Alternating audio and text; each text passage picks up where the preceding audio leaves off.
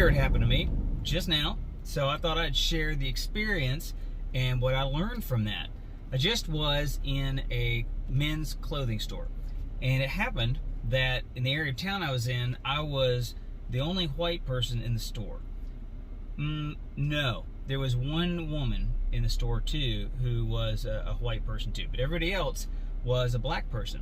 And what happened is nobody talked to me the whole time I was in the store. I tried on shoes, and the couple right next to me got a lot of help. May I help you, sir? May I help you, ma'am? Nobody talked to me.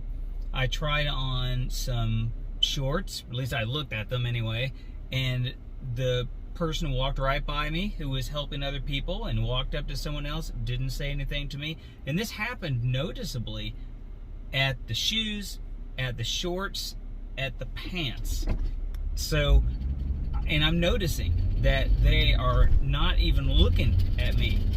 And so as I'm going toward the checkout line with my shoes, I thought, well, I'm going to do something about this, because this doesn't feel right at all. And then I thought, what would Jesus do about it? So what I did is went up to the cashier, or the person who was checking me out anyway, and she called me over and I said, how are you today? She said, oh, I'm fine.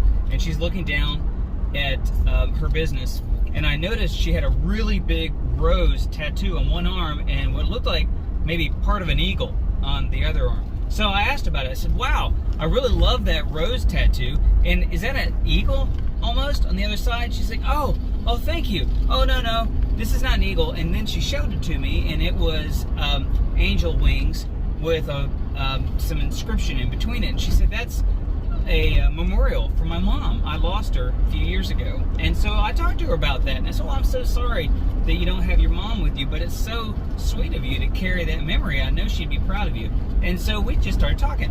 And then I said, so what's the rose then?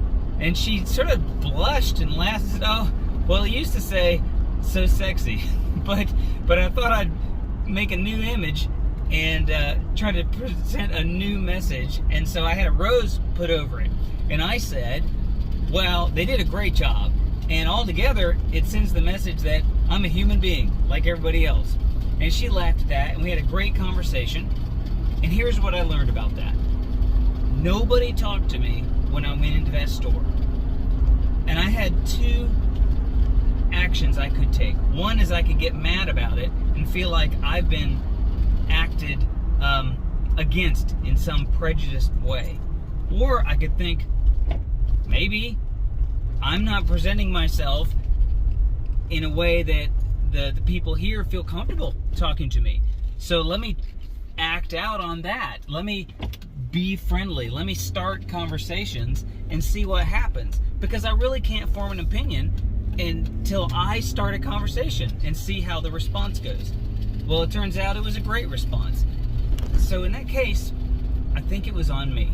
And that's how I think Jesus would handle it. Take the initiative when you feel like you're being ignored. Just like if you walk into a new classroom or a new office or a church and no one seems to be talking to you, remember that we all have our comfort zones and we're all a little nervous about just talking to someone new. So maybe we can help out by taking that initiative and reaching out. I did, and it was successful.